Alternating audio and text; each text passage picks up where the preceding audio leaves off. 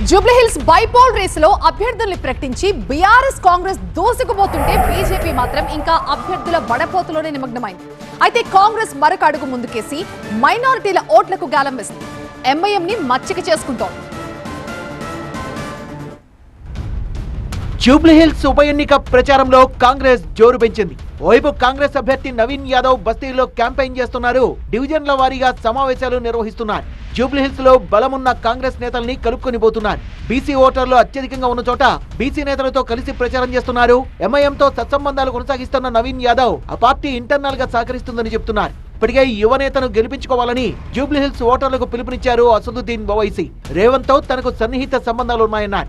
మంత్రులు పొన్నం ప్రభాకర్, వివేక్, తుమ్మల నాగేశ్వరరావు కూడా ప్రచారాన్ని స్పీడప్ చేశారు. మంత్రులుగా ఇతర పనుల్లో నిమగ్నమై ఉన్నప్పటికీ డివిజన్ ఇన్ఛార్జీలతో ఎప్పుడూ టచ్ లో ఉంటూ సూచనలు చేస్తున్నారు.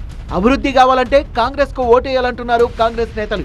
మరోవైపు మాగంటి సునీతను గెలిపించాలంటూ సానుభూతి ఓట్ల కోసం ప్రయత్నిస్తున్న బీఆర్ఎస్ నేతలు కాంగ్రెస్ అభివృద్ధి నినాదానికి కౌంటర్ ఇస్తున్నారు. కాంగ్రెస్ బాకీ కార్డుల్ని ఇంటింటికి పంచుతూ క్యాంపెయిన్ చేస్తున్నారు. మా రాష్ట్రం సంకనాకిపోయింది. నేను ఢిల్లీకి పోతే నాకు ఎవడు అపాయింట్మెంట్ ఇస్తలేడు, నన్ను దొంగ లెక్క చూస్తారు.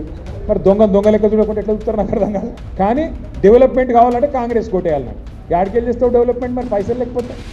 బీజేపీ కూడా ప్రచారంలో స్పీడ్ పెంచింది. కమలనాథులు బూత్ లెవెల్లో ప్రచారం చేస్తున్నారు కానీ అభ్యర్థి ఎంపికపై ఇంకా వడపోస్తోన్న బీజేపీ 24 గంటల్లో అభ్యర్థి పేరు వెల్లడిస్తామంటోంది.